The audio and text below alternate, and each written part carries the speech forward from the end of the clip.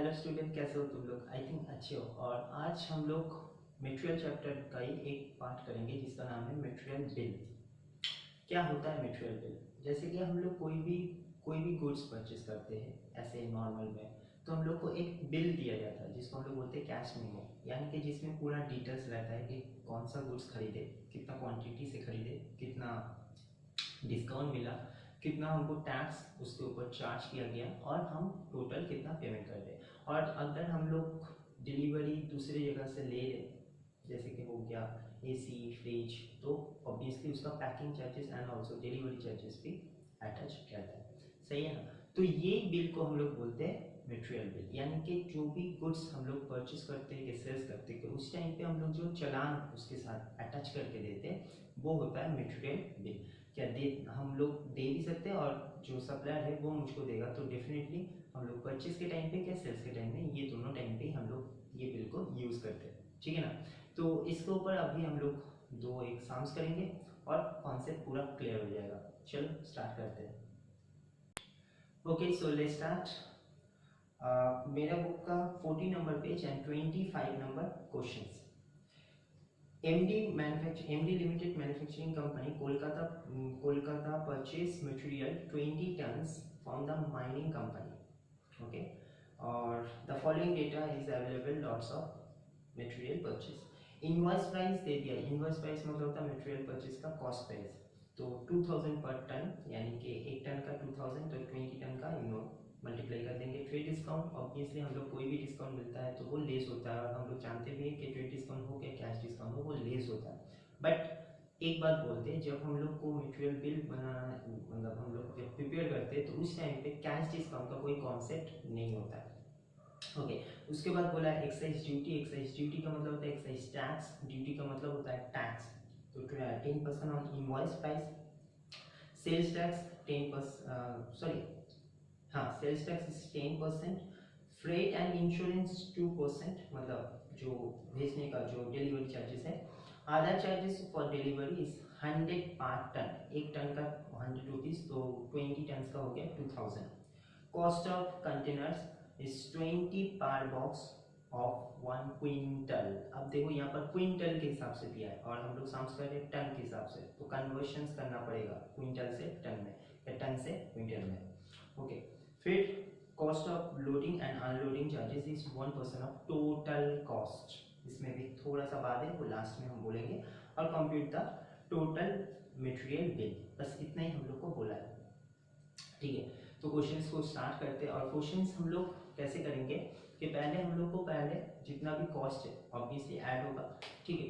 But यहाँ पर एक चीज़ है कि टोटल कॉस्ट जो लास्ट में बोला था कि 1% ऑफ टोटल कॉस्ट, तो landing charges and unloading, sorry, loading charges and unloading charges जो होता है वो भी तो कॉस्ट नहीं होता है, वो भी तो एक खर्चा है।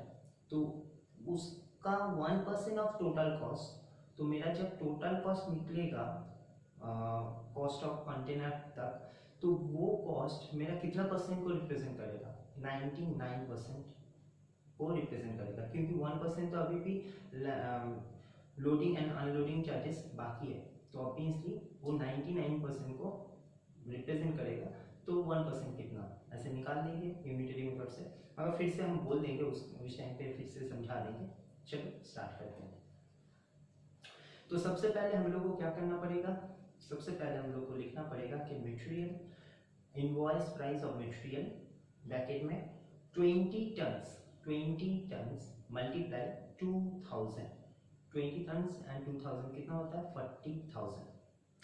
लेस ट्रेड डिस्काउंट, तो लेस ट्रेड डिस्काउंट किसके ऊपर दे दिया? वो देखो 20% ऑफ इनवॉइस, तो 40,000 का 20% इज 8,000 होता है, तो 8,000 माइनस हो जाएगा, आ गया कितना? 32,000। ओके, एक्साइज ड्यूटी, देखो कोई भी टैक्स, हमें हमेशा याद रखना, कोई भी टैक्स ऐड होता है, कभी भी लेस नहीं होता है। जैसे कि सेल्स टैक्स हो गया, एक्साइज ड्यूटी हो गया, जीएसटी अभी रिसेंट जो चल रहा है, ठीक है, पहले जो था वैट, तो ये सभी टैक्स ऐड ही होता है, क्योंकि टैक्स का मतलब ही होता है कि उस प्राइस को और भी बढ़ा देना, ठीक है ना?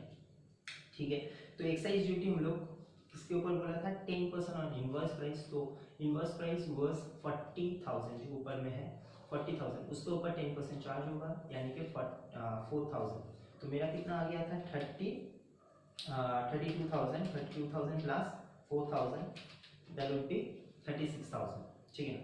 नाउ 36,000 के साथ हमको सेल्स टैक्स को ऐड करना है फिर से, क्योंकि टैक्स है, तो 10% ऐड कर दिए तो कितना आ जाएगा 3,600। तो 3,600 ऐड कर दिए तो 39,600 हो गया। शायद तुम लोग देख पा रहे हो सब कुछ। फ्रेड एंड इंश्योरेंस इज 2%, किसके ऊपर चार्ज करेंगे, अभी का जो वैल्यू है यानी कि 39,600, तो 39,600 के ऊपर 2% यानी कि 792। ओके, इसके साथ आधा चार्जेस एंड डिलीवरी चार्जेस भी बोला है, तो 100 पर टन, तो 1 टन हम लोग का 100 रुपये खर्चा होता है आधा डिलीवरी चार्जेस का। तो हम लोग कितना टन लेके अभी बैठा है 20 टन, तो 20 ton multiply 20 ton multiply 100 that is 2000, तो 2000 और भी ऐड कर देंगे।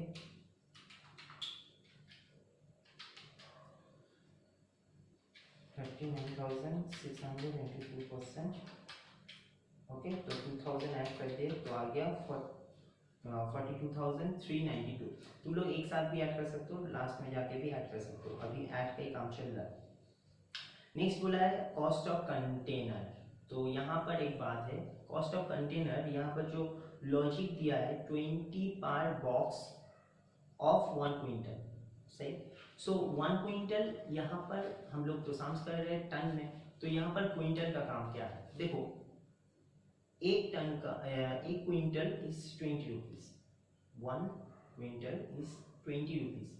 अब हम लोग को ये समझना है कि हम लोग को एक टन कितना क्विंटल होता है, तो एक टन इज 10 क्विंटल, एक ton is equals to 10 quintal, ठीक है। तो अगर हम लोग को एक क्विंटल 20 रुपीज है, तो 10 क्विंटल यानी कि एक टन का कितना होगा 20 इंटू 10 यानी कि 200, सही। अब 200 अगर आ गया तो अब नेक्स्ट क्वेश्चन ये है कि हम लोग को यहाँ पर टन कितना है 20 टन, तो 20 टन के लिए कितना हमको खर्चा करना पड़ेगा 200 into 20, 200 is rupees and 20 is a value. So ये अगर हम लोग कर लिए तो बस बचा जो रहेगा वो बन जाएगा हम लोग का, मल्टीप्लाई कर लिए तो ये आ जाएगा हम लोग का cost of container. So container कितना होगा 200 इंटू 20 दैट विल बी 4000। तो अभी मेरा टोटल कॉस्ट कितना आ गया, टोटल कॉस्ट तो यहाँ पर नहीं है,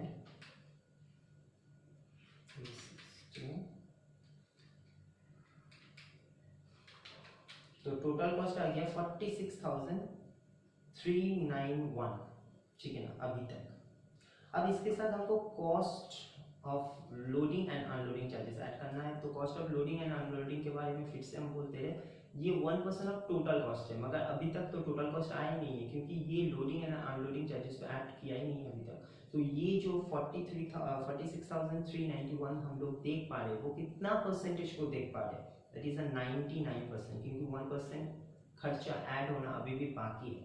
so definitely loading and unloading direct 1% तो चार्ज नहीं होगा, कैसे होगा 1/99, ठीक है 1/99, तो आ जाएगा 1/99 करने से आ जाएगा 468, और इसको अगर ऐड कर देंगे तो आ जाएगा आप लोग का 46,860, ठीक है।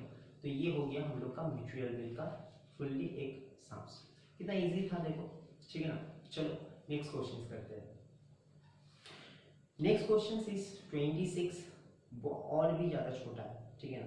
ये क्वेश्चन आया था 2008 में, क्वेश्चन को एक बार पढ़ ले।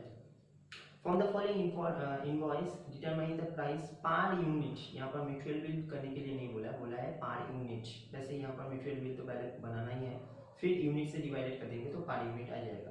Eight which the store ledger, okay क्या बोला है देखो, invoice is 200 units at the rate of 5, value दे दिया 1000, ट्रेड डिस्काउंट लेस करके दे दिया, एक्साइज ड्यूटी 15% ऐड कर दिया, पैकिंग चार्जेस 50 रुपीज ऐड करके टोटल वैल्यू कितना है 970, मतलब मटेरियल बिल बना के ही दे दिया। नीचे में कुछ नोट बोला है और ये नोट हमने नहीं दिया, ये क्वेश्चन जैसे आया था वैसे ही हमने यहाँ पर दिया है।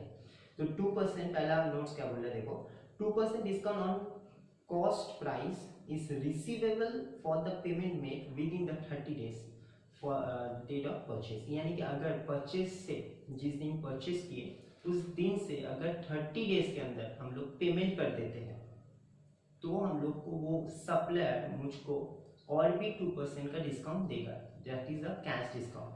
ठीक, मगर यहाँ पर पूरा साम्स में ऊपर में कहीं पे भी क्या बोला है कि 30 डेज के अंदर हम लोग पेमेंट कर within 30 days a payment no. So अगर नहीं बोल रहा है तो ये जो एडजस्टमेंट है ये कोई काम का नहीं है। तो सर क्यों दिया, ये जस्ट अवेयरनेस किया है कि ऐसा हो सकता था, अगर 30 डेज के अंदर हम लोग पेमेंट करते हैं तो ये हो सकता था कि और भी वो 2% एज ए कैश डिस्काउंट वो दे दे। ठीक है, और पहले भी बोल चुके कि कैश डिस्काउंट का यहाँ पर इम्पैक्ट नहीं होगा।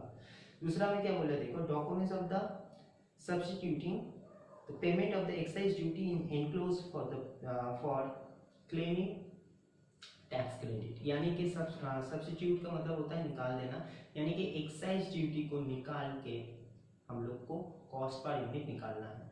सही, ऐसा क्यों सर, क्योंकि यहाँ पर बोल दिया enclose for the claiming the tax credit, यानी कि उसके ऊपर हम लोग को क्लेम करने के लिए बोला है। यानी कि एक्साइज ड्यूटी का जो टैक्स है उसके ऊपर हम लोग का क्लेमिंग चल रहा है, तो अभी तक वो जस्टिफिकेशन नहीं हुआ तो उसको हम लोग कैसे एज ए टैक्स अभी मान लें।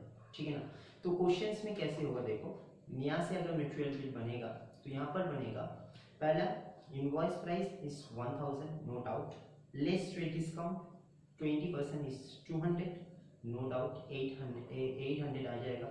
ऐड, क्योंकि एक्साइज ड्यूटी हट चुका है तो क्या बचेगा, ऐड पैकिंग चार्जेस के बारे में तो कुछ नहीं बोला, तो हो गया कितना 850, 800 प्लस 50, 850 ये हो गया मेरा total material bill except the excise duty. Okay, and नीचे में क्या लिखेंगे, therefore cost per unit equals to 850 divided 200, so आ जाएगा रुपीज 425 सॉरी 425। ओके ना, तो बस इतना ही क्वेश्चन था, कितना इजी था, और ये 2008 में 5 मार्क्स के लिए आया था। तो ऐसा भी क्वेश्चन आ सकता है, हमेशा तुम लोग ये मत सोच के जाओ कि ये क्यों देगा, स्टॉक लेवल देगा, ऐसा दे सकता है, ऐसा कोई बड़ी बात नहीं है। मगर मटेरियल बिल भी 2 बार 3 बार आया है, जैसे कि और एक बार आया है 2017 में, तो ये भी ऑब्वियस बात है कि ये सब क्वेश्चंस भी इम्पोर्टेंट होता है एग्जाम हॉल के लिए, एग्जाम के लिए। सो डेफिनेटली एग्जाम हॉल में जब तुम लोग जा रहे हो तो पूरा चैप्टर का कोई भी कंटेंट छोड़ के मत जाओ, बस मेरा इतना ही बात है बोलना है, और डेफिनेटली तुम लोग भी करके जाओगे। तो ये पार्ट करने के बाद आज तो हम लोग का मटेरियल बिल भी हो गया, बहुत इजी पार्ट था, आई होप कि तुम लोग कर लोगे। एक क्वेश्चन हम दे देंगे मेरा वीडियो का एंड में, ताकि तुम लोग भी होमवर्क कर लो और उसके साथ उसका आंसर भी रहेगा। उसके बाद हम लोग का जो नेक्स्ट पार्ट है, जो मटेरियल का नेक्स्ट पार्ट है वो है स्टॉक, क्या नाम था उसका, स्टॉक इशू। तो स्टॉक इशू हम लोग करेंगे, यानी कि जिसमें लिफो फिफो सिंपल वेटेड ये सब होता है, ठीक है ना, वो और भी ज़्यादा इजी है।